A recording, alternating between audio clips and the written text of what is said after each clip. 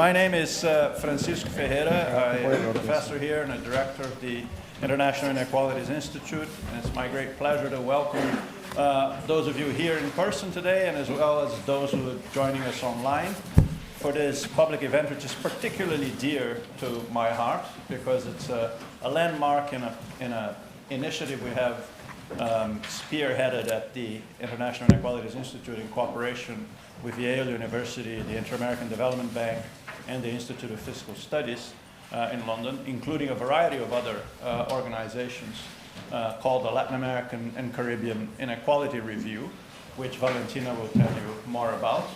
Today's event is called The Most Unequal Region in the World, Combating Inequality in Latin America. And we have a stellar panel, 4 people speaking to us today. First will be Valentina Gonzalez, who's a research officer at the International Inequalities Institute and has played a huge role in coordinating the Latin American and Caribbean Inequality Review. She'll be followed by Professor Julián Mesina from the Universidad de Alicante in Spain, who's also a research affiliate of ISA in Germany. And prior to joining Alicante, Julián worked at the European Central Bank, the World Bank, where we first met many years ago, we won't say how many, and the Inter-American Development Bank. Third, we are delighted to have Andrés Velasco, who many of you probably know. He's a professor of public policy and the dean of LSE's Public Policy School. He also has a distinguished academic career, but in addition to that, he was a Minister of Finance of Chile between 2006 and 2010. So he brings that perspective as well. And last but not least, Sebastián Nieto Parra is the head of Latin America and the Caribbean at the OECD Development Center in Paris. And before that, he worked at the Santander Bank. So we'll have the 4 of them, about 10, 12 minutes each. Then we'll open up for questions, both online and here in the room. If you are an X user, the hashtag for today's event is hashtag LSE Events. And with no further ado, Valentina. Thank you.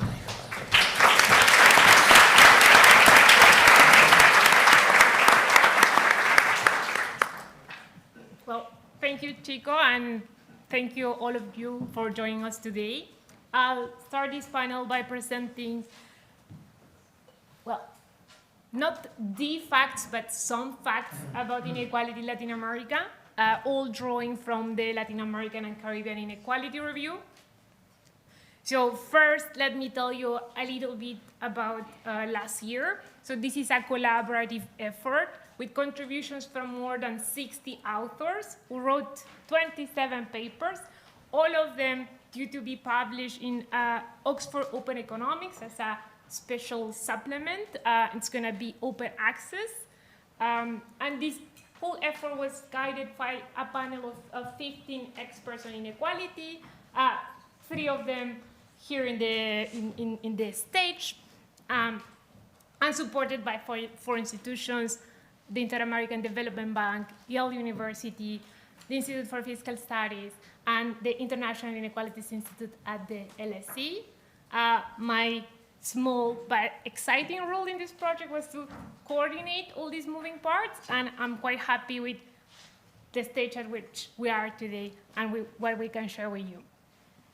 So the review is quite comprehensive. It covers issues such as the levels and the trends of inequalities, the role of the family, early childhood, the role of markets, the labor market in particular, the role of taxation and redistribution in reducing inequality, and the links between inequality and political power. What I'm going to do today is just to share with you some headlines of this work, and I hope that this introduction helps to set a good foundation for the discussion that will follow. I'm going to start by saying something that people in this room probably know already, and that is that inequality in the region is high. Exactly how high? Well, it depends on the measures that we use. This one in particular is Gini coefficients calculated using income and consumption data. So the higher the Gini, the higher the inequality. Here we see Latin America in yellow as the most, the highest one. The one that follows is sub-Saharan Africa. When using other measures, for instance, just consumption, we see sub-Saharan Africa as more unequal on average than Latin America. But regardless of exactly what level, what is very clear is that inequality in the region is very, very high.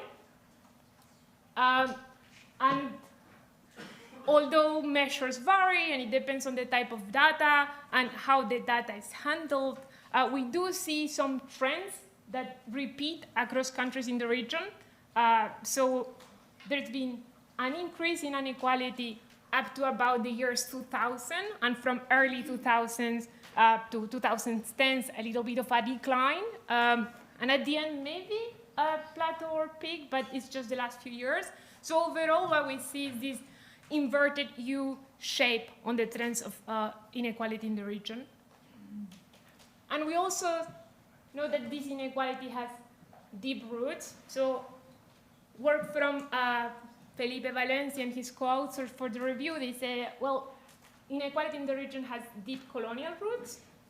There's slavery, the encomiendas and the capitanías are institutions that, in a way, concentrated wealth and power in the hands of few, and that lasts until today. There is a legacy.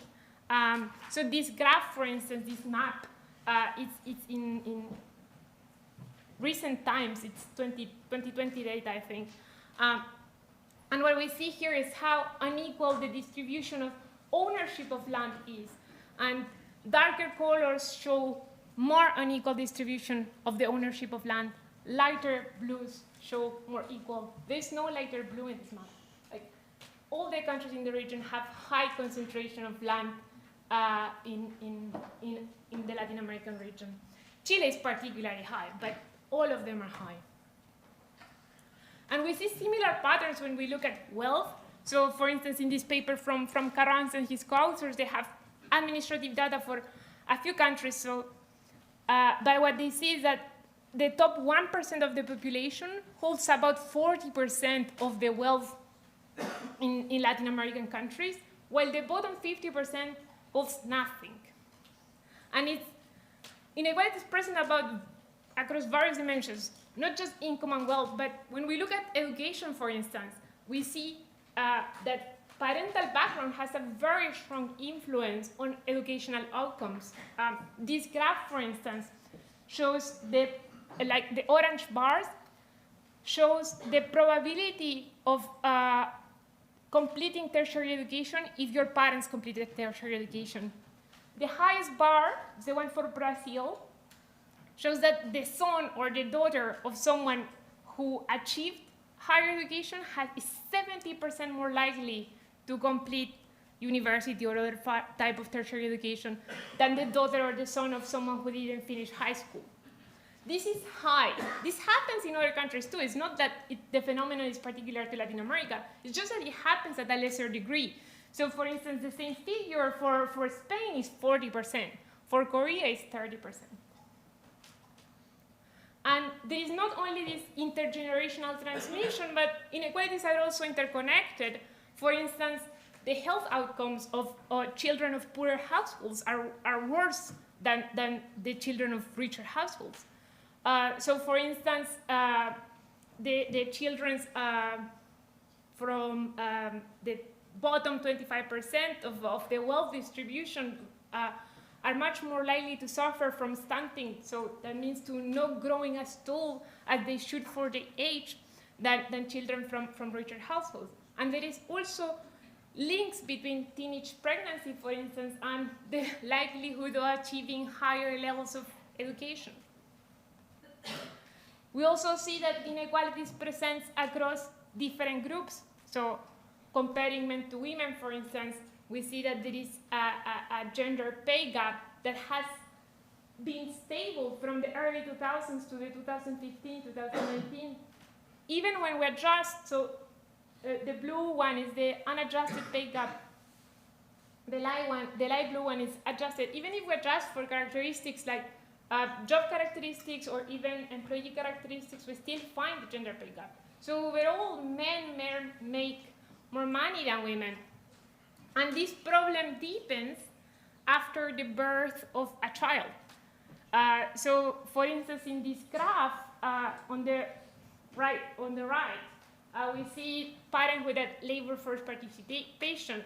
In orange, we see the labor force participation of women before and after childbirth. So the vertical line is childbirth. And in blue, we see men. These are two selected countries from the paper from Berniel and co-authors for LACIR, but the picture looks very similar for all the countries in the region. What happens is, after the birth of the first child, there is a steep decline in labor force participation for women, while labor force participation of men remains the same, or even as a little jump.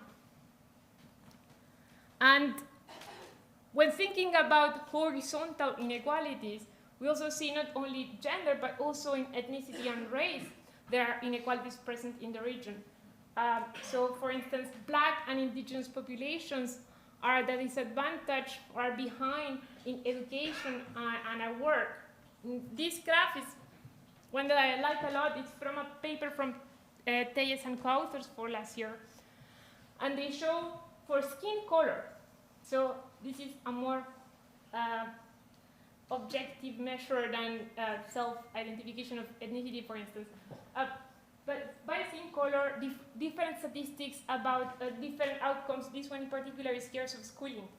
What we see is that people with fairer skin tones, lighter skin tones, have higher number on average of years of schooling than people with darker skin tones. And we also see that inequalities persist over life. So there are socioeconomic gaps in infancy on number of words, vocabulary, by different socioeconomic status. Those gaps, the socioeconomic gaps in infancy, become then gaps in reading scores in teenage years. And later, people who didn't complete, or people with lesser education or with less quality of education also have lower salaries. So overall, inequalities in the region are high, are present about various dimensions, so income, wealth, education, health. And these inequalities are deep-rooted. So they come from a long time ago, are transmitted across the generations, interconnected, and persisting over life. Thank you.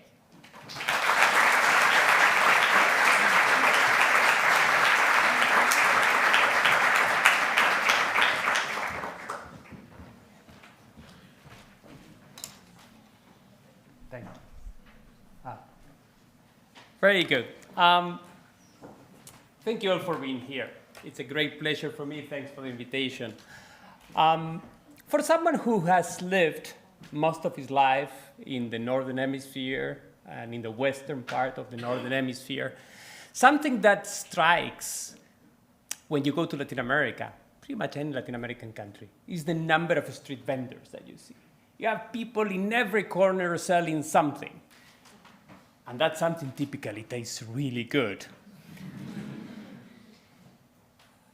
One aspect that makes this something very special is that the type of customers that you see are typically people with very humble clothes.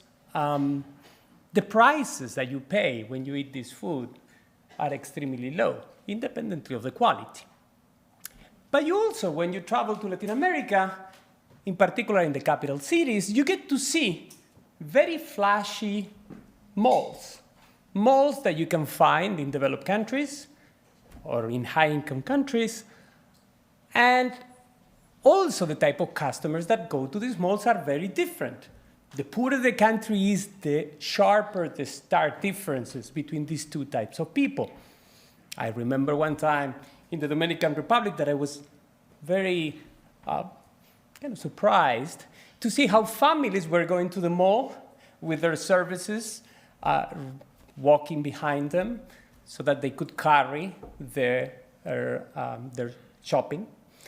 Now, one aspect of these malls that also strikes you is that the prices there are international prices. Actually, for many of the goods that you can buy there, you pay way more than what you would pay in a high-income country for the same good. Now, of course, these stark differences between the type of people who work in the corner stands and the type of people who work in the shopping mall, the type of clients that go to both places, are a manifestation of the inequality that Latin America exhibits. But I'm going to argue today that they are also a cause of the inequality that we observe. And this has to do with the role of markets and inequality, a role that sometimes is overlooked, but lately has received much more attention. I'm going to talk for 5 more minutes, maybe 7, and this work is based on a number of authors. Valentina mentioned some of them. I don't have the time to mention them. Obviously, the views that I will relate are my views of their work, not theirs. So let me say something that for those who are economists in the room is not going to be news, and is that in competitive markets, when markets work well, resources are efficiently allocated. We maximize production. Now, economists are very acquainted with this concept, but until lately, they haven't been that acquainted with the idea that efficient markets and markets that work competitively are more the exception than the rule. Markets in general tend to be highly non-competitive, in particular in developing countries and in particular in Latin America. So what happens when markets are non-competitive? Well, we get a smaller pie because there is a less efficient allocation of resources, and we get more inequality. We get more inequality through a number of channels that I won't have the time to get into. I'm going to highlight 2. First is that identical workers, when firms have market power, are going to be paid different wages. They're going to be paid different wages because these firms will have different productivities, but also because these firms will have different degrees of market power. Also, when there is non-competitive forces in the labor market, there's going to be a lower share of that smaller pie that goes to workers, what we call the labor share. And this is important because if there is a lower share going to workers, that means there is a higher share that goes to capital and renters. Now, who are the capital owners or who are the renters? Obviously, they are a minority of the population. So this exacerbates not only income inequality, but also wealth inequality. I will argue that Latin Americans' structure of production is very fragmented. This picture here shows the distribution of employment in Latin America and some developed countries. And as you can see, 6 out of 10 workers in Latin America are working either by themselves as self-employed or for micro firms that employ less than 4 employees, 4 or less employees. Now there is a relatively okay share of large firms. Some 15% of the employees work in large firms. Nothing compared to the United States, to the right of Latin America, or Australia. But actually, if you compare with Korea, it is interesting that in Korea also, about 15% of the employees are working for what we may call large firms, firms with more than 100 employees. Now, if you compare the first 2 bars of Korea, which are the share of self-employed workers and the share of workers who work in micro firms, you will observe that this is much lower than what we can observe in Latin America. Instead of something like 60%, you get something like 37%. So where is the big difference? The big difference is in the middle. Korea has a healthy share of firms that are small and medium-sized. Latin America has much fewer of those. I will argue that this fragmented structure of production will have consequences for inequality. The first consequence is going to be a direct one. Most of the low-wage workers are going to be working in those tiny firms or by themselves. And there's going to be also indirect forces that will exacerbate inequality. The fact that there are so many tiny firms means that those firms that are large are basically not getting much competition. They just play in different leagues. They play in different markets. One is the flashy shopping mall. The other one is the street vendor. They really don't compete with each other. That means that the large firms can charge high prices. They can also attract the best workers, even though they don't pay them what they should, which is their contribution to production. Why? Because they're still going to pay them higher wages than the street vendors, but not as much as they should have obtained.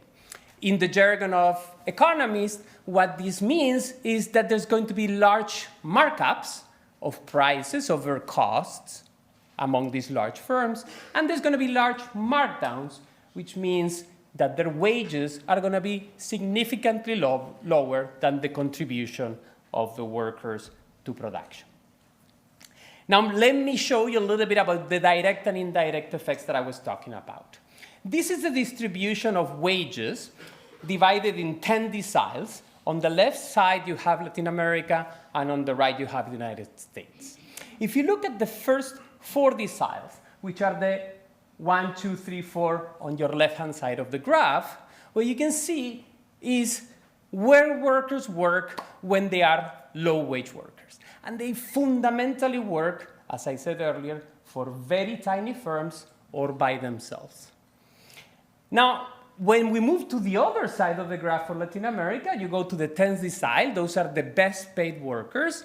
Some 50% of them work in large firms, in firms that have more than 100 employees.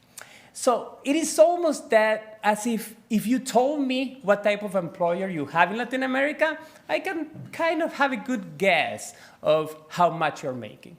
Now look at the US. Clearly, many more workers are working in large firms among those who are high-earning workers, but 62% of the workers who are in the lowest paid decile are also working for large firms. So this distinction between who you work for and what you make is much less stark in the United States than it is in Latin America. Now let me say something about the indirect effects. As I said earlier, larger firms, because they face less competition, can charge higher prices and can pay lower wages with respect to what they should. This graph shows the association between firm size, in this case measured by the share of revenue that the firm makes, and the markdown, which is how much the firm is underpaying the worker. Each of these points is different firms in different countries in Latin America. And you can see a very clear positive association. The larger firms are paying workers much less than what they contribute. Does it mean they pay them little? No, they pay them more than the street vendors. They just don't pay them as much as they could. And this has important implications, because if they were to pay a little bit more, then maybe more workers will be willing to move into those type of firms. All right. I'm going to finish by basically assessing that this has consequences for inequality. We see it in a number of dimensions. In this graph, we again are plotting for some 20 Latin American countries the association between markdowns that I mentioned earlier, which is how much you pay below what you produce, and the labor share in firms. And this graph shows that the firms that have lower labor shares are the firms that have higher markdowns. Essentially, those firms that are paying their worker less compared to what they contribute, well, they are paying workers in general, as a group, a lower share of their revenue. Is this the end of the story? Of course not. The fragmentation of production is only one element that contributes to inequality within markets. It is also the case that Latin American workers take a very long time to adjust to shocks, and that makes them more vulnerable to this type of market power. What this graph shows is what happened in regions in Brazil when they are hit by a negative trade shock. You see on the left side that employment in the formal sector, good jobs, goes down dramatically. But what is striking is that some 20 years after the shock, is still way below where it was before the shock. The same happens with wages. What many of our framework models would predict is that those wages should adjust in the long run because people move from that region, because it's not attractive anymore. This doesn't seem to be happening. Or it happens very slowly. And I will argue that another element in which that contributes to this market power in Latin America is the fact that some institutions and regulations do not work as they should. There is a big heated debate in the US and Europe about the role of the minimum wage in mitigating this labor market power that firms have. The idea is very intuitive. If you increase the minimum wage, the firm wants to pay you less than what you are worth, but the firm can't. Well, in Latin America, we have high minimum wages in many countries. Look at Honduras. The minimum wage is very close to the mean wage. The problem is the higher the minimum wage is in Latin America, and this is what the graph shows, the more firms are cheating on that minimum wage. The more is the case that firms pay wages below the minimum wage. So that makes those institutions less effective in fighting market power. So let me wrap up. I will argue that product and labor markets work very inefficiently in Latin America and the Caribbean. And this has direct and indirect consequences for inequality. The silver lining is that the fact that market power contributes to inequality challenges the common trade-off between equity and efficiency. Essentially, any reforms that boost firm growth, that let those little firms flourish, will probably contribute to growth and efficiency, but they will also contribute to lower inequality. Thank you.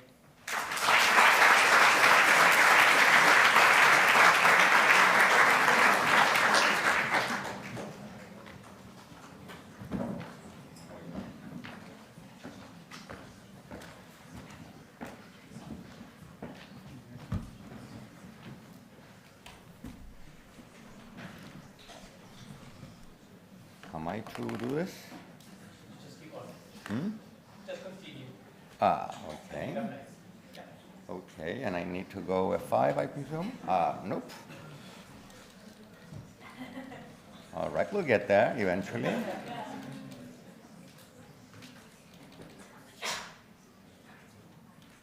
Aha. All right. Good evening, everyone. I am very, very happy to be here. First things first, congratulations to Chico, to Valentina, and to the whole team. This is an amazing project. I have played a tiny, very marginal part of it. Many other people have done a great deal more, and they deserve congratulations. This is really an amazing contribution to knowledge and an amazing contribution to policy debates in the region. Now, on this panel, I am the only person who's not an inequality expert. And I could take this one of two ways. I could be scared, or I could be emboldened. And I will try to be emboldened. Oh, you're kind of an inequality expert, much more so than I am. And I will be emboldened simply by the fact that I am unhindered by excess knowledge, so I can speak freely. And I want to simply ask one question. If Latin America is so unequal, how come we don't do more about it? One of the papers in the review makes the following point, which is not a bad starting point. Latin America is among, depending on how you measure it, the most unequal regions of the world. But Latin America also happens to be among the most democratic regions of the world. If you look at the different indices for the quality of democracy, of course, Europe and North America are outliers, but Latin America is right behind. So this would seem to imply a big paradox, because if you're democratic, presumably there are many people who are voting who have good reason to be unhappy, and they should be voting in ways that reduces inequality. Doesn't seem to be happening. Or maybe yes, who knows? That's exactly what I want to spend the next 9 minutes on. Typically, the debate on this point goes something like this. First, we assert Latin America is the most unequal region of the world. Some who have not read the papers and the review add mistakenly, well, the rich have been getting richer and the poor have been getting poorer. That may be true in some places at some point, but not as a general proposition.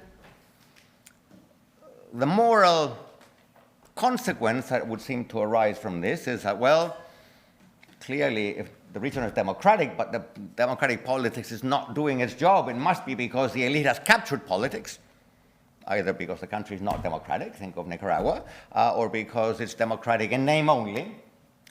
Or if you want to get more academic about it, you have institutions, but as Robinson and Ajemulu would claim, these institutions are extractive, they're not inclusive.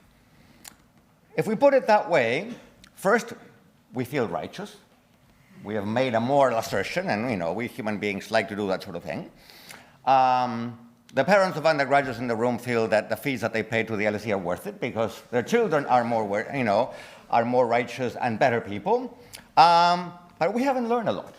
In fact, I would claim that one of the great contributions of this review is that it gets us away from this kind of simplistic thinking.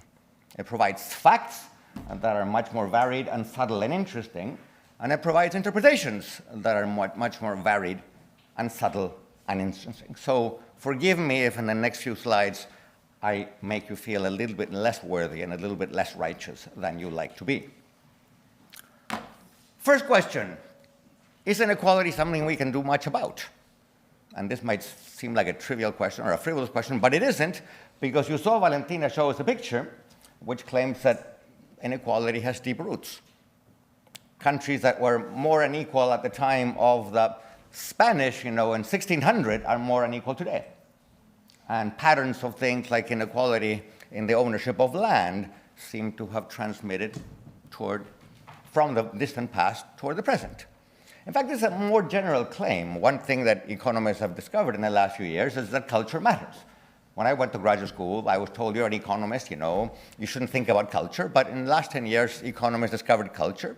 Culture is a very slow-moving thing, and it turns out that places with good culture tend to be better performing and more equal. I was in Italy earlier today.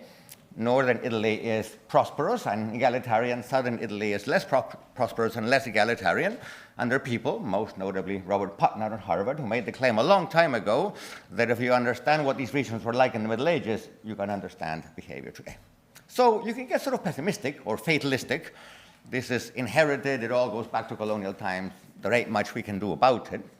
On the other hand, if you look at recent data, and again, the review has lots of papers, you can see that in some countries, at some periods of time, inequalities moved around a fair bit.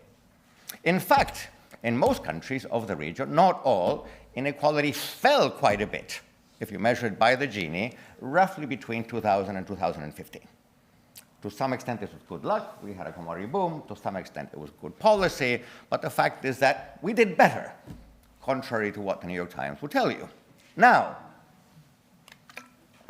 we also are beginning to learn, and again, the review has good papers that begin to show this, that since the pandemic, inequality has risen. We don't have definitive data, but it seems pretty clear that because the pandemic hit people in, say, informal labor markets much more heavily, and they tend to be low income, they suffered more than richer people, people with regular jobs, and as a result, inequality widened. So we shouldn't be entirely fatalistic. The thing moves around. In fact, it moves around quite a bit over short periods of time, so maybe there are things that we can do. Now, is persistent inequality the result of elite egoism and elite capture? We would need a whole different review to actually answer this question in a proper, serious academic way. But let me just suggest two reasons why this statement put that way is probably incorrect. The first reason is that Latin America is a region that is very often governed by the left. And unless you define anybody who is in government as elite, which is not a very useful way of thinking about things, well, one has to observe that Latin America is often, run by mild leftists, like, the Concertación in Chile. But then you might say, oh, there are a bunch of neoliberals pretending to be leftists. I was one of them. So let's look at the radical left. You think that Cristina Kirchner is more of a radical leftist, and Maduro and Chavez are certainly more radical leftists. Have they done much about inequality? Not at all. Second point that the review makes is that, in fact, the size of the state, measured by either expenditures over GDP or tax take over GDP, varies massively across Latin America. There are some countries, in fact, in which the state is tiny. Dominican Republic, Guatemala, embarrassingly small, 12, 13, 4% of GDP and expenditures. There are other countries, on the other hand, where the state is embarrassingly large. In Brazil, G over Y, as an economist would say, that is to say expenditures over income, is in fact nearly 43%, which is higher than the OECD average. And in Argentina, it's 39. So whatever else you want to say about Brazil, Brazil is not a country in which the elites have colluded to keep the state small. On the contrary, the state is probably, you might say, a little too big, given that it is financed through taxation that is highly distortionary and not very good for economic growth or efficiency. But that's a different discussion. So, again, this is a tricky subject, but the first look suggests that the morality tale is not very illuminating. Now, what can you do to affect the distribution of income? The economist in me wants to say you can do one of three things. You can do pre-distribution. You can send more kids to school, and therefore they will be more productive, and therefore in the future they will be less poor. You can do distribution during production. You can have a minimum wage. This affects directly what is produced and how much people are getting paid while producing. Or you can do redistribution after production through taxes and transfers. If you don't like the actual distribution of income, you can change it. So the question is, well, how much of each of these three does Latin America do? And if we don't do enough, how come we don't do enough? Again, I only have about 5 minutes, so let me be very, very, very superficial. And let me begin with taxation. How much redistribution takes place via the fiscal system? There are 3 papers in the review that deal with this. The bullets that you will see there are cut and paste from one of the papers by Lustig and others. And in fact, what you observe is that Latin America does a fair bit more redistribution through the tax system than the standard view of the world suggests. In fact, they say Latin American fiscal systems, LACIR, Latin America, and the Caribbean, of course, are always equalizing. Not massively equalizing, but they're always equalizing. Although in 9 out of 18 countries, fiscal policy increases poverty. So you have to worry about poverty, the absolute income of those at the bottom, and the relative income of people, less distribution. It turns out that Latin American fiscal policy is not so terrible when it comes to distribution. Again, there are many caveats here. What you measure, how you measure, exactly what you're thinking about. It is not so great when it comes to poverty. Now, if you compare Latin America with other regions of the world, it turns out that other upper middle income countries outside Latin America redistribute a bit more, but the difference is not big. Where is the big difference? If you compare all these upper middle income countries against rich countries in the OECD. Actually, some Latin American countries are in the OECD, so that makes it confusing. But rich countries, middle income, upper middle income countries, rich countries, the Swedens and the Frances of the world redistribute a lot more. But when you consider Latin America in comparison with other countries of similar income level, we distribute a little bit less, but not a lot less. And quite surprisingly, I don't want to go through every bullet here, indirect taxes and transfers typically get a bum rap because they're supposed to be unequalizing. This paper finds that, in fact, they're slightly equalizing. Whether that's good news or bad news is not altogether clear. It could well be that, in fact, the measurement is a little bit spurious because there's so much informality in the region that people are supposed to pay VAT, say, and de facto the poor don't pay VAT because they buy in informal markets. So it's not clear how you interpret that, but still, the standard cliche that indirect taxes are unequalizing also seems to be incorrect. Now, let's get to the meaty stuff. Why don't we do more tax redistribution? The papers have a few things to say. Forgive me if I also draw on my experience as a policymaker. And I just want to mention 4 facts here. First, state capacity. and this is more or less coherent with the moralistic approach. Yes, many assets are very mobile across borders. Some rich Latin Americans tend to park their assets in places where the state cannot get, like the Cayman Islands, and therefore this kind of taxation is hard to do. Okay? So if you want morality tale, to believe it, here's one bit of evidence. Yes, there are some rich people who put their money away, the state cannot tax it. Less so today than many years ago, because the OECD has been making sure that the fiscal paraísos are less important today and less effective today than it used to be, but this is still an issue. Secondly, state capacity. Taxing informal economic activity is very hard. Almost by definition, if you're informal, you're not taxed, almost. And as we just heard from Julian and Valentina, the size of the informal economy in Latin America is gigantic, right? So even if you're the best-meaning finance minister who come from a most left-wing tradition and you really want to do something about it, it is not clear that over short horizons you can, because you need to tax people who are informal precisely to avoid taxation. And then, let me mention 2 items of political economy. It is correct to assert that compared to other regions of the world, Latin America uses taxes on personal income relatively little. We rely more on corporate taxes. Corporations pay quite a bit, actually, and of course, we rely a lot on VAT and on indirect taxation. So the question is why? Is it simply that the evil rich don't want to pay? Maybe, to some extent. But it is also true that the middle class doesn't want to pay. Typically, Latin American countries, well, all countries, but in Latin America this is special, there's a threshold below which you don't pay income tax. That threshold in many countries of Latin America is set reasonably high, given the country's income distribution, which means that 9/10 of the population is not evading income tax, is not supposed to pay income tax because they're below the threshold. Try raising that threshold. I tried once. I could still show you the scars that I bear in my body. It is hard to imagine a less popular thing to do. The votes are not there, period. Because most people who are not in the top 5% will say, I'm middle class, and why the hell should I pay income tax? When I moved to the UK, let me pledge ignorance and surprise here, I was very pleasantly surprised and a little shocked by the fact that people who actually don't make that much money, and I will not quote a figure, pay income tax. Their equivalents of Latin America don't pay income tax. This is a very big issue, but it's political dynamite. Last but not least, property taxation. It is true that Latin America underuses property taxation. Most people don't pay taxes on their home. Try raising that. And I'm not talking about the millionaires, I'm not talking about the $5 million homes. But what's happened in Latin America over the last few decades? Well, with urbanization and infrastructure like subway lines and whatever, there have been massive increases in land prices. So there are people who are cash poor, their wages not very high, but who are land rich. If you are sitting on a piece of land which you got for almost nothing 30 years ago, but which is next to a subway line, newly built, it is likely that you're sitting on $500,000 worth of property. So some technocrat like me says, hey, if you're sitting on $500,000 worth of property, that makes you part of 0.1% of the richest people in the country. You ought to be paying property taxes. And that person, that person typically says, oh, I'm retired, I have a tiny little pension, how can I possibly pay property taxes?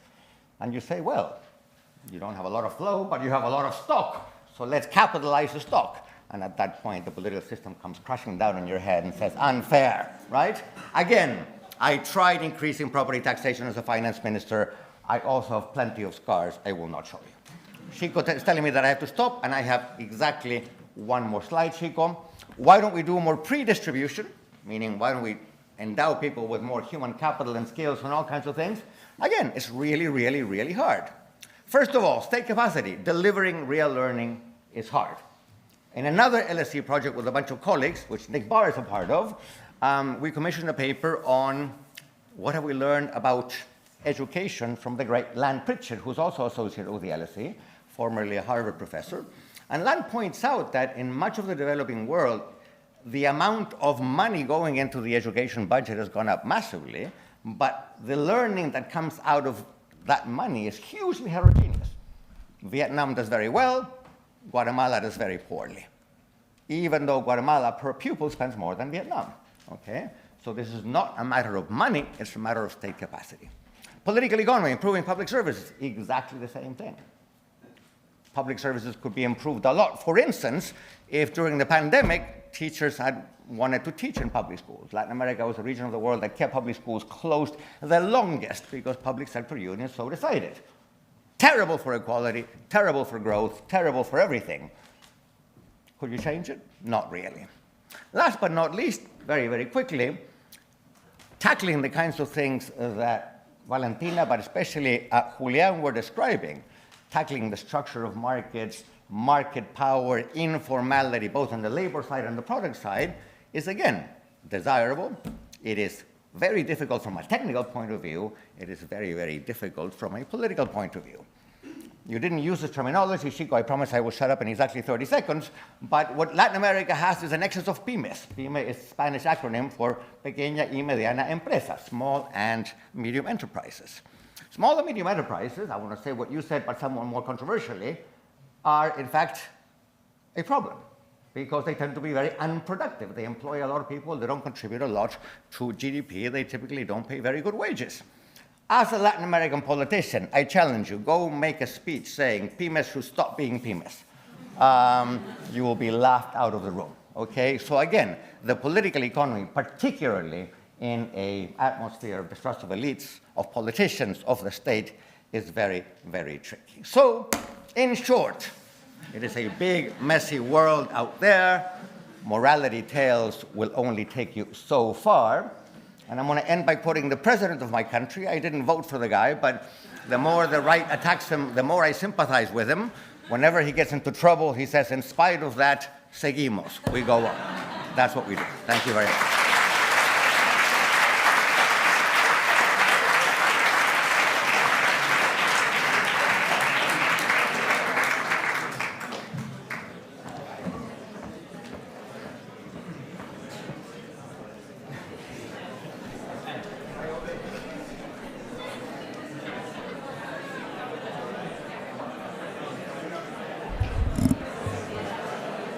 Okay. Okay, everyone. I know Andres is an exciting speaker, but settle down. We have more to go. Thank you. Thank you. So, good evening, everyone. So, thanks again for the International Institute of Inequalities and the London School of Economics for this kind invitation. So, I have two challenges. So, first, to speak after Andres Velasco, and the second one is that I'm not an expert in inequalities neither. But let me show you what we are doing on Latin America, the OECD, and issues that we see important to reduce inequalities and, at the end, to increase social inclusion in Latin American countries. So first, something that we have already talked before is about the informality in Latin America. And what we have done so far is to measure informality at the household level. So we have a lot of studies talking about informality at the individual level. So how to measure informality at the individual level. You have a lot of papers, international cooperations as well.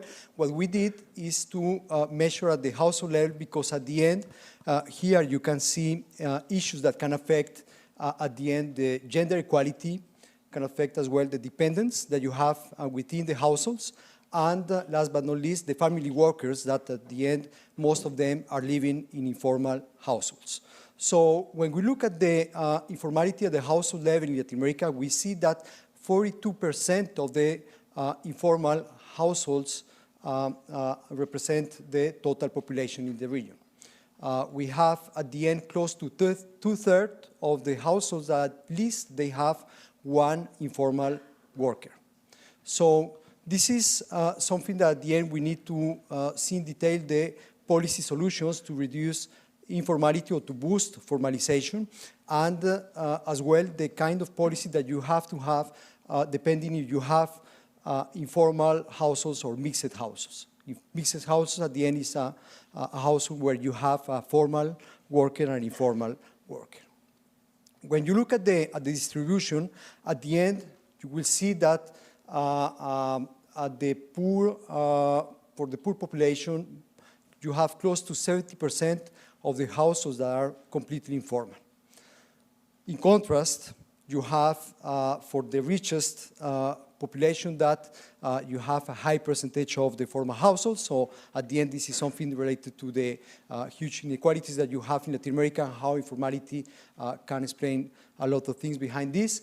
And by quantiles, you have the same picture. So you have that for most of the informal households, you have a huge percentage of the first quintile, while at the latest quintile, for the richest quintile, you have that most of the population is at the formal households. In contrast, that's something to discuss, is at the mixed households, that at the end, they are not part of these extremes, but you have something at the middle that, again, you need to have some support, but it's completely different than for the 100 informal households that you have, right? So the informal workers that you have. Something that I mentioned before when we talk about the composition of the households in Latin America is that you have a huge percentage of informality for the young population and then for the elder persons as well. So that's why this U-shape that you have for each of the countries in Latin America, and at the end, something to take into account as well is how to support this vulnerable population by age. So the young population and the elder population. An additional factor just to take into account is that half of the young people that you have in this figure, not in education, employment, or training. So the needs in Latin America, they live, half of them, they live in informal households. So you have an intergenerational issue here that is related to what Valentina was mentioning before. So that's an aspect to take into account as well when we look at the policy solutions and how to support this kind of young population that they are not working, they are not studying, and they have no training today.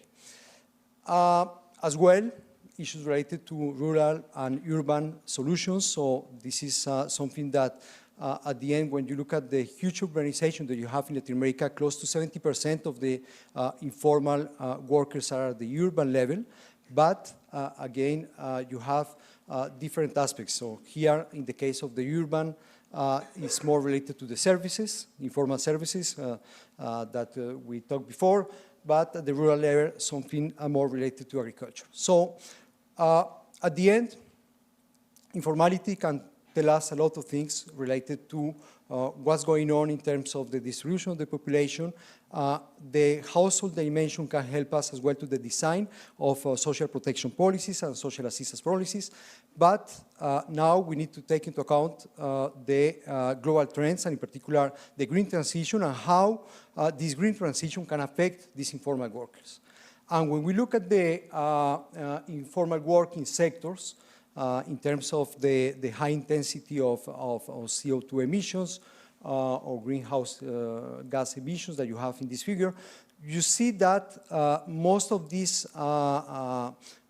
informal workers, they are in agriculture, transport, manufacturing in Latin American countries. So how to promote green jobs to this population?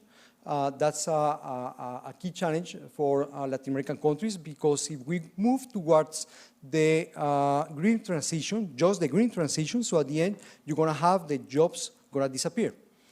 So the unemployment going to be even higher, and informality as well can be higher. So here we have different estimates depending on how aggressive is this policy in terms of CO2 emissions in Latin American countries.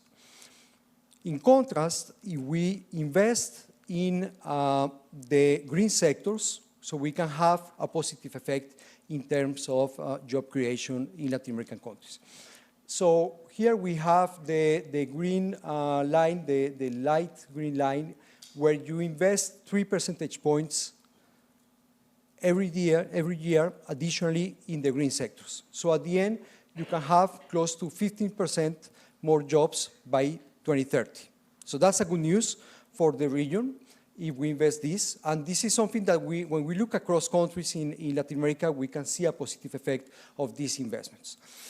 But something to take into account as well is, first, how to find the money. And second, to promote formalization of these investments. So it's not clear that by investing in these sectors, you are going to create jobs in the vulnerable population. And that's why we insist on the different sectors where you can create jobs in Latin American countries. So that's with the estimates on 3 percentage points that we can have every year in these economic sectors in LAC countries. So it means that by the end of 2030, you can have, for instance, 20% more jobs in food manufacturing, or close to 15% more jobs in sustainable construction or commerce or sustainable transport. So that's the good news in terms of job creation, but with no policy action in order to protect or to support the most vulnerable populations. So at the end, you're going to increase the inequalities. Inequalities in terms of gender balance, but also informal versus formal, and the highly educated people compared to the less educated people. So that's what we have in this figure. So that's why at the end, it's not only the fiscal investment that is needed, but also some public policy that we need to have in Latin American countries. So education is there for sure. We have the PISA scores, where we see the distribution across countries in Latin America compared to the OECD. And at the end, what we observe is that the dispersion is not so high in Latin American countries compared to the OECD. The problem is more the low performance that you have in Latin American countries. So here is not only in terms of more inclusiveness policies in education, but also how to promote better performance and better quality of education in Latin America to, at the end, to respond to this. I mean, how to promote better jobs thanks to better education and skills in Latin American countries. Now let me conclude with issues related to the taxation in Latin America, because at the end you need to invest, as I mentioned before, 3 percentage points more every year in these green sectors. So you need as well the private sector in this, given the limited fiscal space that you have across Latin American countries. That's in almost all Latin American countries. Let's say probably Paraguay is one of the countries that they have still some fiscal space. But here we enter in the discussion that Andres was talking before on the tax structure that we have in Latin America. First, looking at the corporate taxes, the statutory tax rate in Latin America is a bit higher than what we have at the OECD average, but it's quite the same. But the problem is more when you go to the effective corporate tax. So at the end, what you need to pay when you invest $1 or 1 peso in your country. So that's when you start to see big difference in Latin American countries compared to the OECD. And that's why it's more difficult to invest as well in these green sectors for companies if you look only at this figure. Certainly, something that we have in Latin America is the tax over GDP is well below what we have at the OECD. So we are talking about close to 22% over GDP in Latin America, close to 34% over GDP at the OECD. But the problem is the tax structure. I mean, in some countries like in Guatemala, Dominican Republic, or Panama, you have, the possibility to increase by some percentage points the tax income. But something more difficult, and the political economy, is how to improve the tax structure in Latin American countries. And let me add one thing. Of course, when we look at how important is the personal income taxes in Latin American countries, we are talking about close to 9% over total taxes. At the OECD is close to 25% over total taxes. So there is room for improvement in the personal income tax. But now the question is, if you increase the tax base, what's going to be the impact as well on formalization in Latin American countries? And that's what you have in this figure for some countries in Latin America, and how is the cost to formalize if we increase taxes, and in particular here you have social security contributions and what the employer and the employee have to pay in terms of taxes and you compare with the informality by deciles in Latin American countries or in these selected Latin American countries. So these kind of exercises, this is really important. That's something that we are working with the IDB and can help as well to the design of the taxation policy that can help to formalize, but at the same time, we need to increase the progressivity of the taxation system, to increase the tax base, but taking into account as well these considerations. But there are, of course, different options. Andres already mentioned property taxes that today in Latin America are below 1% over GDP compared to more than 2 times what we have in Latin America at the OECD. The same for environmental tax revenues, tax expenditures that are really inefficient in Latin American countries. But behind all these aspects, we need to increase the confidence in institutions, and that's the last figure, just to highlight the willingness to pay taxes in Latin America. That's something that we call the tax morale at the end in Latin American countries, that following this path at the end, we see that the tax morale is decreasing in Latin American countries, and that's something that at the end can affect any fiscal reform that can help to increase the revenues to finance this green transition that can create formal jobs in Latin American countries. So that's what I wanted to share with you. Thanks again for this invitation, and I'm happy to have a discussion with you now.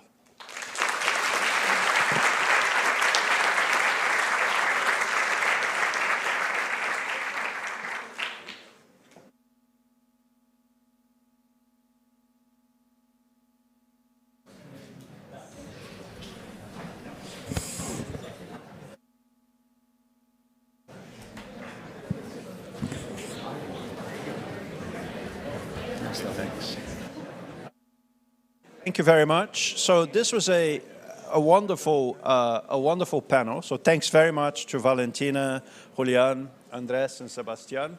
Very rich. We could, have a discussion amongst the panelists and so on, but I think what I'd like to do is to open up for questions straight away, and then if you want to comment on what other people said, particularly Andres, you can all sneak that in as you answer the questions. I also just want to give a shout out. I can see at least one other panel member of LACIR in the audience, who's Facundo Alvaredo, who's hiding there. So he's there. And let me open up for questions. And I know there's some people online as well, but let me start with the room.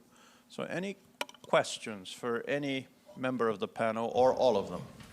Yes, at the back there, please. And we'll try and group them into groups of 3. So we have one there, we have one here. If there's another microphone, I don't know. And then one at the back there. So. Yes, sir. So this is a question just for all the panelists, for any of y'all that would like to put something out there. So in regards to fixing the issue of the high fragmentation, or I think it was the fragmentation of production in Latin America, what strategies are the most efficient and most equitable that are currently being worked on? I didn't quite understand from the talk. I enjoyed the talk from all of y'all, but what is there more an emphasis on reducing the amount of small firms, or is the emphasis more on increasing the market power of larger firms? Great, thank you very much. Then everybody can answer that later. We'll go down here, please, to this gentleman.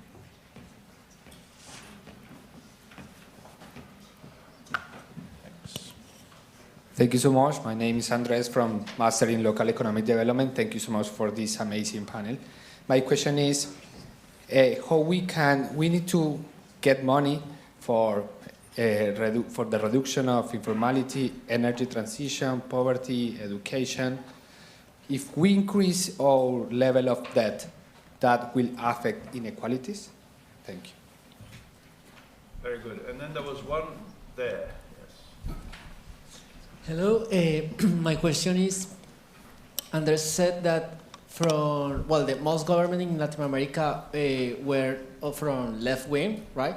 So it started mainly, well, except Argentina, it started mainly from 2000, and it is when we can see this reduction in inequality in America, you know?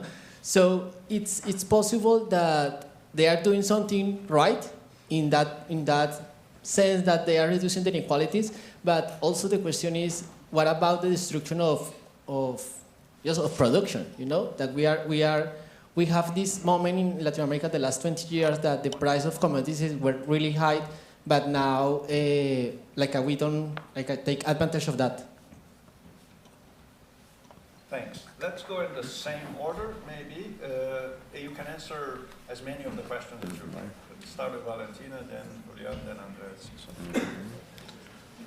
I think for most of these questions, the other panelists are better suited, but just in terms of the fragmentation of production, I mean, Julian is here, he'll say more than what I can say, but I think it's about fostering growth of small firms, allowing them to grow, removing the barriers that they have for growth rather than giving more market power to firms that are already big.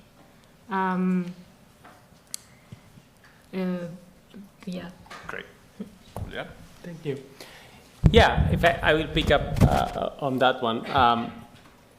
So fragmentation is not about giving more market power to the large firms. It's about actually challenging the large firms.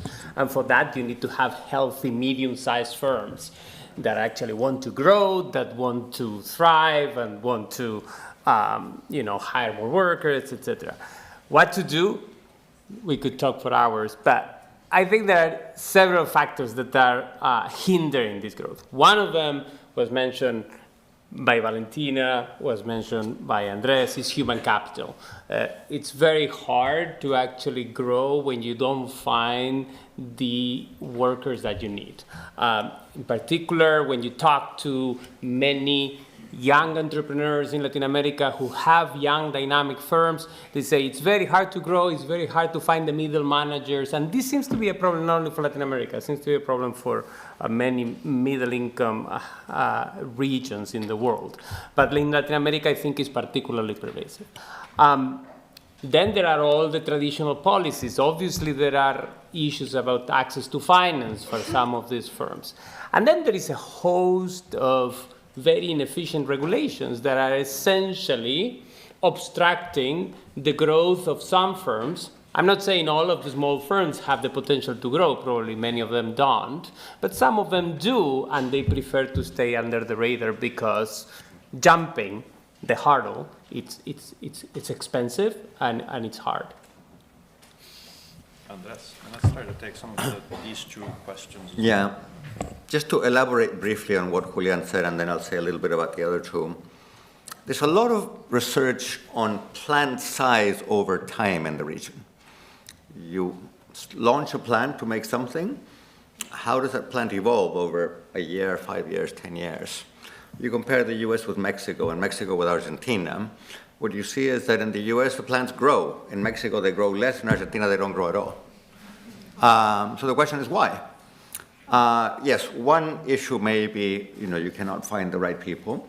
But more often, there are at least two other issues that are important. One of them is that we have a lot of legislation that means well but has the wrong effect because it gives you tax breaks and regulation breaks as long as you're small. So if you have fewer than 20 employees, you get A, B, C, D.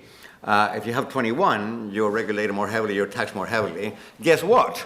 We have a lot of firms with 20 employees, or actually 19 and a half. So there's a lot of very well-meaning initiatives which have had exactly the wrong effect.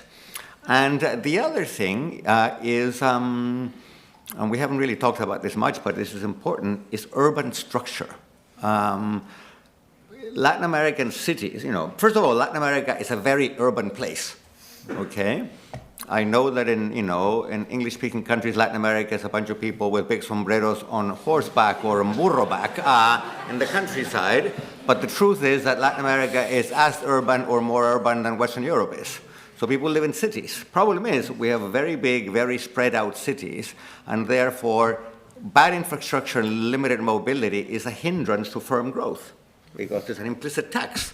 You know, if your workers live over there and your firm is here and your clientele is over there, the implicit tax involved in getting people across the city when public transport is bad, for instance, is gigantic.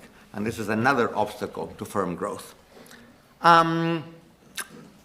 You asked, well, do we have money for everything? We want to fight inequality, we want to fight climate change, we want to improve education, we want to make our cities better.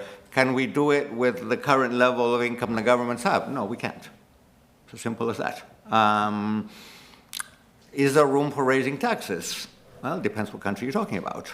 I'm pretty sure that in a country like Brazil, you need to restructure the kinds of taxes you have, but there isn't a lot of room for improving tax take over GDP.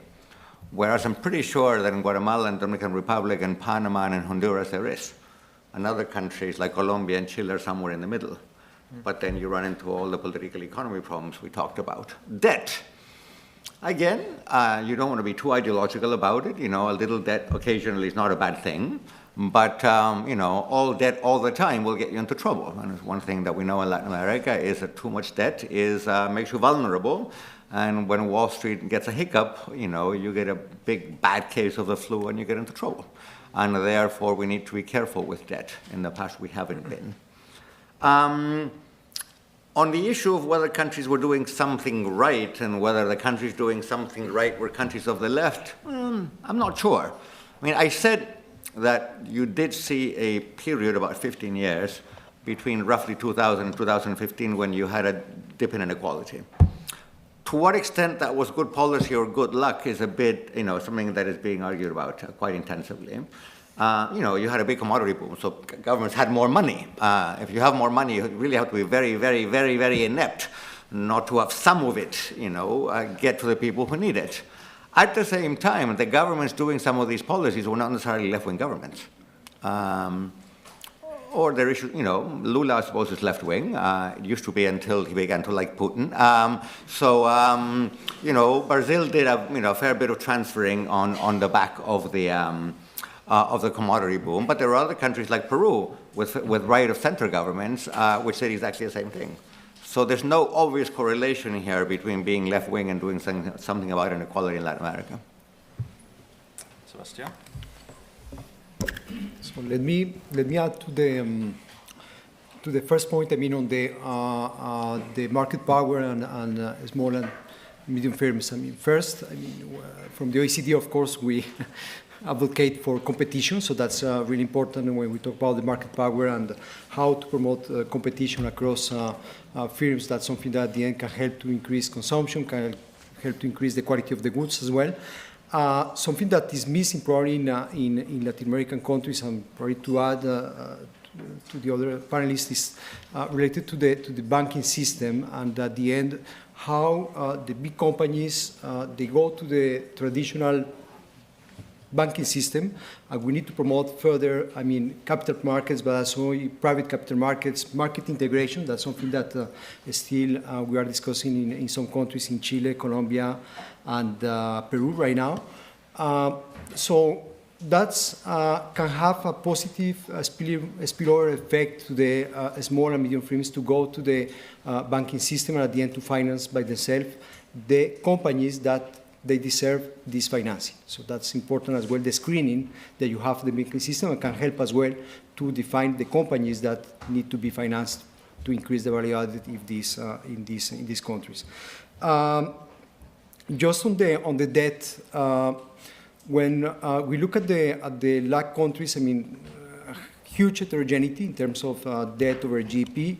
Another indicator is debt over taxes, or service of the debt over taxes. And what we are observing is that the huge heterogeneity means that in some countries you have the capacity to increase the level of debt, in others no. But on average, what we observe is that the service debt over taxes increased by 50% in the last 4 years. So that's something that in the end can affect inequalities, because you are paying the debt service instead of financing education or health. In some countries, it's close to 2 times what you are spending paying the debt service compared to what you are spending on education. So that's something to take into account when we talk about the management of the public debt. Something that we didn't discuss is monetary policy, that at the end going to affect as well the cost of the debt. And that's why it's really important to have a clear commitment against the increases of inflation expectations, how to anchor the inflation expectations, because at the end, increased poverty, that's something that we observed in the past years, more than 4 percentage points more the price for the poorest population compared to the average population in Latin American countries, and at the end can affect as well the cost of the debt and to reduce the cost of what you can spend on education and health. So that's as well something to take into consideration when we talk about inequalities and monetary policy. Maybe let's share this microphone. This one is not working, right? Yeah. Yeah. It is working. Brilliant. Okay.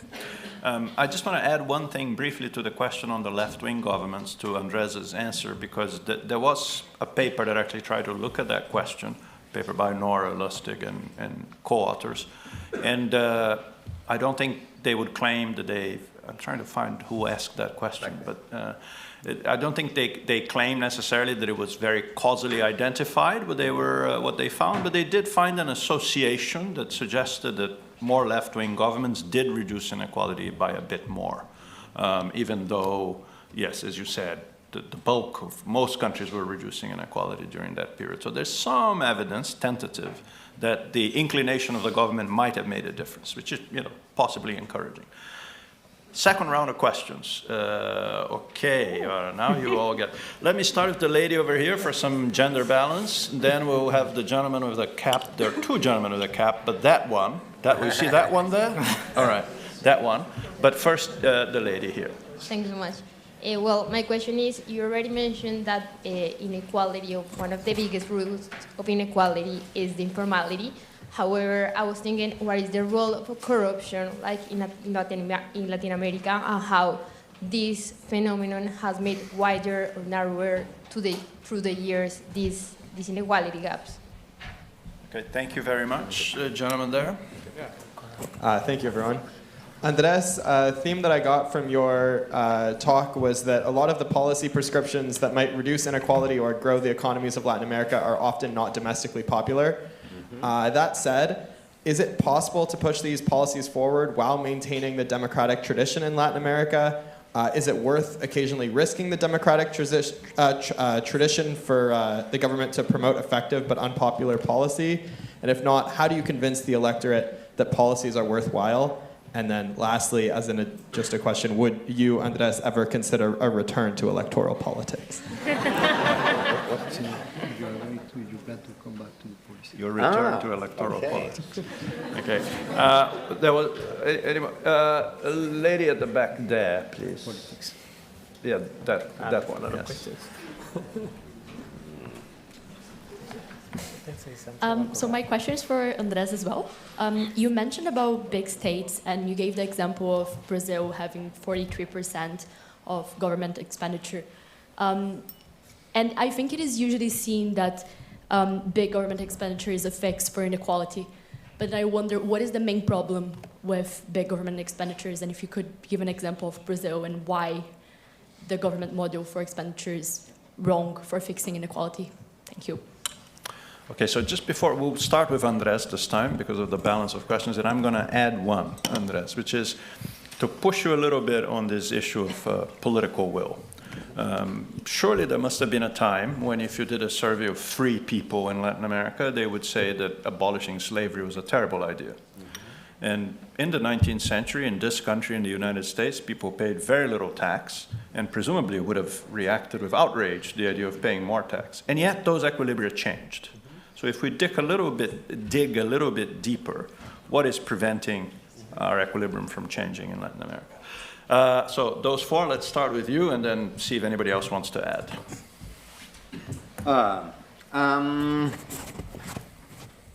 So there are 2 questions about how you make good policies popular. And the short answer is, if I knew, I wouldn't be here. You know, it's hard. But, you know, in defense of the region where I was born and I grew up, this is a pretty common phenomenon. You know, the Tories have governed this country for what share of the last century? 65% or something like that? I'm looking at Nick Barr here, who's British, who has to nod at this point and tell me they're not entirely lost. And they're a country, I mean, they're a party which is pretty much dead set against redistribution, right? And people vote for them. I will not depress you by pointing out that there's a man with orange hair and an orange face about to win the American elections who's dead set against anything that seems like redistribution. So this is not only a Latin American phenomenon, it is a worldwide phenomenon. And it has to do with distrust of politics, distrust of institutions, maybe corruption, et cetera, et cetera, et cetera. Now, Chico makes a very good point that, you know, these things are not God-given. I would insert a caveat into your question. You said, you know, many people would have been, you know, if you'd asked them, you know, they would have said that slavery in 1850 in the US was fine. Well, the people who would have given you that question, of course, were white slave owners, not the population at large, right? Today it's a little bit more tricky because we have surveys of the population at large. And the population at large, sometimes for good reasons or bad reasons, is not inclined to engage in a lot of redistribution. There's a paper in the review, actually, which asks, you know, is the distribution of income in your country fair? Surprise, surprise, most people say it's not. Then, you know, would you support an increase in taxation to redistribute more? Surprisingly, many people say no. Not everybody, of course. And if you dig a little deeper, why do you say no? Well, some people say, oh, because the politicians will steal the money. Others say because, you know, the money will go to the poor, and the poor are undeserving, they don't work hard enough, against echoes of republicanism in the United States. Others say because the government is full of bureaucrats and they will pay themselves better salaries, but none of the money will accrue to me. And to some extent also because, and I want to shift gears a little bit here, because policies that are good, at least according to my humble opinion, are sometimes very hard to explain. I'll give you one example. I happen to think that the Scandinavians got one thing right. They structure labor markets in a very good way. They run something called flexicurity, which is a set of labor market policies which is flexible, meaning the barriers to hiring and firing are low, but provides a lot of security because unemployment compensation is very, very generous, and retraining if you lose your job is very, very generous as well. I once tried to sell this first to the cabinet of which I was part and then to the population at large. You know, I was into point 3 of my 10-point plan and people had turned on the television. It was complicated, it was messy. I had good friends who were active in Spanish politics. They were either socialist or ciudadanos, sort of in the center. They tried to sell the same idea to the Spanish population, flopped for exactly the same way. So, you know, democracy is a great thing, and I'm all for it. But getting across and selling certain kinds of policies in a democratic context in which much of democratic debate is done over Twitter is very, very hard. How did the Scandinavians do it? Sorry? How did the Scandinavians do it? Well, actually, that's a very good question, actually. Sweden, in particular, 150 years ago, was no paradise. And there were moments at which things got better, but first of all, it took a century and a half. And secondly, in some cases, the changes came after big shocks. In fact, the big political change in Sweden came after losing a war to Russia. And the Swedish sort of Polish said, oh my God, we're not as good as we thought we were. And therefore, that shook things a little bit. I will say one more thing, which I will regret having said. One of the problems in Latin America is that because we don't face any external threats, we don't have things that unify us. You know, countries bite the bullet and do things that are politically unpopular, like increasing tax take, when they feel that it is existential. If the country next door is about to invade you, it is existential. But fortunately, we Latin American countries stopped threatening each other with invasion a long time ago. That's a very good thing. But we don't view these threats as existential, and therefore shaping a political consensus to get people behind these tough policies is very, very difficult. Two very brief points, and I will hand it over. I just want to stress one thing you said. There's nothing more progressive than spending no money on interest payments.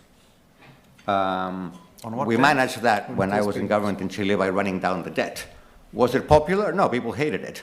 But it meant that billions and billions and billions of dollars that would have gone to pay Chase, JP Morgan, or Citibank, or bondholders in Indiana, went to education and health, and that was not a bad thing. Last but not least, will I ever go back into politics? As we say in Spanish, esa pregunta tiene otro precio. I'll translate. That question has a different price. Okay, so closing remarks by everybody except André in exactly 1 minute. Valentina. I don't have much to close, but I did want to say that corruption and informality are not necessarily two things that are operating perpendicularly. And actually, in the review, one of the team of authors that work in minimum wage discussed how the enforcement of this type of policies require good politicians doing their job right. You can propose higher minimum wages or better labor conditions, and then wink to your friends who own companies and who are actually the ones who have to pay for these higher wages and say, well, but we're not going to go check that you did it, right? So this increases informality, increases inequality. The things are linked. That's it. Great. Julia? Yeah, I want to finish with a little bit of hope. I don't think it is easy to explain good policy, and if Andres cannot explain it, probably nobody can. But we have some evidence that when you explain people how policies work in survey experiments, people react to this information. They support more redistribution when they understand that certain policies are very non-redistributive. When you propose them alternatives, they actually are more likely to support redistribution. And coming to your question regarding corruption, one of the very terrible things in the region that we need to find a way to deal with is that this corruption is not only present, but is eroding very deeply the desire for redistribution. Essentially, it's making the societies, making everybody think that they don't want to contribute, because why would I do if these guys don't do it? And that, I think, is a very big problem. And that was the hopeful Andy. Okay, no, just to conclude, trust in institutions, that's something that we need to take into account when we talk about how to reduce inequalities and at the end to promote social inclusion. And something that we need to take into account is the sequence of policies, and at the end, how we can do some adjustments in the short term, the monetary policy or fiscal policy, and then in the medium term with the structural policies. But at the end, all these policies need consensus, evidence-based policies. So that's something that we do at the OECD. So just to show the data. And let me finish with that, because positive news that we have in Latin American countries that more and more people understand where we are in terms of taxes over GDP or in terms of performance on education and so on. So that's something that at the end can help as well to promote evidence-based dialogue across parties, across different actors. So that's an issue that at the end can help to promote credible policies. Still, we are far from there, but little by little, I think that given what we are observing today in some countries in Latin America, we can have different opinions, but at least we are having more and more information for the decision making. Chico, one student asked, how come if Brazil spends so much, it redistributes so little? And you're the only Brazilian on the panel, so can you give us 30 seconds on that? I could give you much longer than that. Putting it in 30 seconds is hard, but I always feel that I wish, in that sense, we were Mexico and had the problem that we could fix by raising taxes. Right. In Brazil, we just managed to spend it horrendously. The salaries in the public service go, the highest salaries are incredibly high and go to people who do very little. The people who do something get very low salaries. We tax the wrong way, as Andres said. We spend a lot on interest because we have high debt. We have huge fragmentation across our federal system, which doesn't help. So there really is a variety. There is a lot of corruption, which also seeps things. So, you know, there's just a wide array of things, and I don't know which ones to single out. But I would like to thank you all for coming and to ask you for a round of applause for our 4